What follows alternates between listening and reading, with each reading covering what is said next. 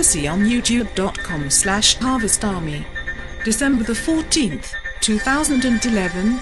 The Lord still reveals such apocalyptic flood in the Far East, that boats and other floatable concoctions are used to take people that remain at their homes and other places. Vietnam, other countries nearby in the region should take precaution. April the 23rd, 2011, 2:56 a.m. The April the 21st, 2011 prophecy of repeat earth-shaking calamities in Asia began to be fulfilled in Philippines on April the 22nd, 2011 with a major landslide. At least 40 dead, 40 missing. This is only the beginning as more is imminent. Philippines will again be involved. The Lord requires repentance and revival. Prophecy from youtube.com/harvestarmy.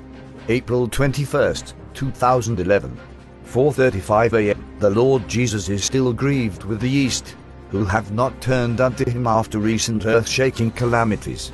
More of the same are imminent. He is now particularly calling for national repentance revivals in Asian and Eastern countries. Churches must be headed where governments ignore it, for the sake of their countries and region. Revelation December 8th, 2011. At 4 a.m. this morning, I see flood everywhere. I see people trapped in a hole of water. Chaos all over, one set of people trapped in the water. People were drowning. People were pulling up people out of the water. More bodies were floating up. I grabbed a bucket to pull out the water faster, but children were just floating up. When I looked, the earth started to crack. People were just trying to save people.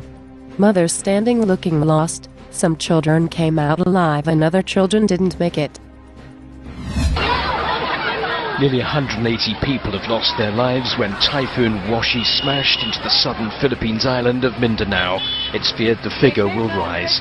Some perished in landslides triggered by heavy rain. Most drowned as flash floods swept into homes while the occupants were sleeping. Many more are unaccounted for. We found 2 bodies here and 3 more over there, this man says. We're still looking for the bodies in the nearby Cavallero village. The storm was gusting up to 90 kilometers an hour. Troops and police launched an operation to recover the bodies of the casualties and evacuate people from their homes. Authorities say about 100,000 people have had to flee. Some houses were completely swept away. The Category 1 typhoon was expected to head out to the South China Sea by Sunday. The problem is that you have many different agencies working to try to deal with the impact of the storm, but beyond that, this part of the Philippines is not used to either flash floods or landslides, which really has caused the most damage and is the cause of the death.